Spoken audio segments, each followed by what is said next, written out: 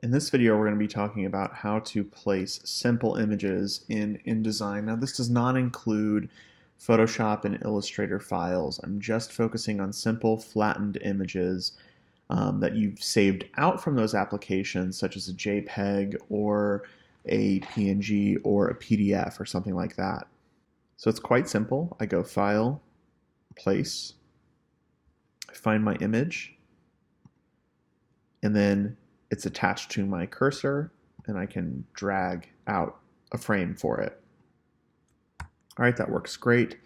But most of the time in InDesign, you're going to actually be placing images into frames that you've created beforehand. A lot of times you'll create like a layout template that you'll then be importing content into. So you may not know, where images will work or which images will be better in different places. So we're going to actually make frames, which we just use the frame tool here. There's rectangular frame tool, ellipse, and polygon. The rectangle is just F, and we can drag this frame out. And I'll also drag out an ellipse. Now, all I have to do is select one and then go to File, Place, or Command D or Control D on Windows. Find my image and hit open, and it's placed my image into that frame. Let's do the same thing down here. I'm going to do Command D. I can find my image and it's placed into that frame. Now as I move this frame around, it's kind of like a group. It's linked to the image that's underneath it. It's like a little porthole to that image. It's almost acting as a mask.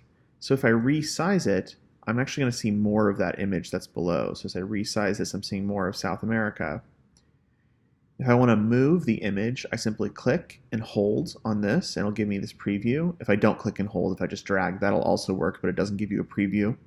So I just click and hold on this circle, and I can move my image around to wherever I want to frame it. If I want to resize my image, I can double click. And now you see this orange line right here. What's happened is, I'll zoom out so you can see it a little bit better. So this orange line is actually my full image. So if I hold this down, see that is my entire image.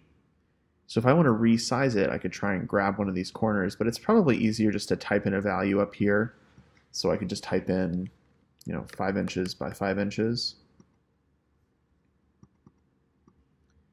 And now I have this picture. So I'm editing it by double clicking it, and now you can see that there's this little orange bounding box that appears.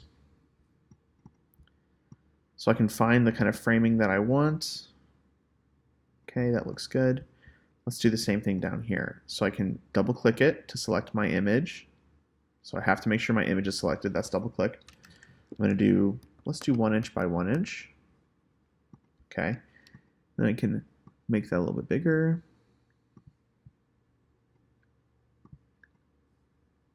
And I can just kind of center it and play around with it. If I just click once on it, I can still move it around, I can still edit it. So it's a really powerful tool. I'm going to leave this one over here and go and edit this one some more. So these frames, just like how we saw before, they have all the same kind of edits that you can do with text frames. So we can click this button to change to corner mode and start adding rounded corners if we want. We can resize this, right? We can rotate it. We can do all different kinds of things. Notice as I rotate it, it's actually going to rotate with the image below. The other thing we can do is, these are all vector points, so it's just like we're in Illustrator. Let me just recenter this. I can actually get my direct selection tool over here and start to edit the corners of our frame. So I can click and pull that up. So I can start getting some shapes that aren't necessarily the standard frame shapes. Now, one important thing is that InDesign is a linked-based software. So what that means is whenever we pull in an image, it's linking it to InDesign. It's not actually embedding it into the page.